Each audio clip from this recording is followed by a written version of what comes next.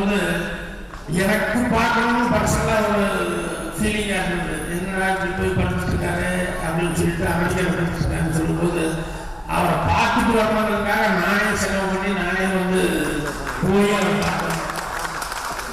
அது கூட எல்லாரும் அவங்க ஒரு அரசியல் தெரியும் உங்களுக்கு, இவர் அனுப்பிச்சாரு அவர் அனுப்பிச்சாரு அப்படி இப்படின்னு சொன்னாங்க. யாரும் அனுப்பல, எனக்கு அவரை பார்க்கணும்னு இருந்தது. போனே பார்த்தேன்.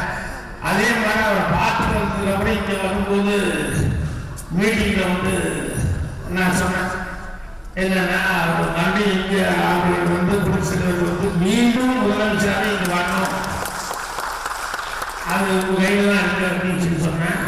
அதே மாதிரி அதை வந்து சொல்லும்போது கூட ஏன்னா அரசியலாக நினைச்சுவாங்க அப்படிங்கிறதுக்காக வந்து என் குழந்தை பையன் பொழுது அப்போ என் பையன் மேலே ப்ராமிஸ் பண்ணி எம்ஜிஆர் அவர்களை நான் பார்த்துட்டு வந்தேன். அவர் கண்டிப்பாக நல்லா இருக்கார், நல்லபடியாக வந்துருவாரு.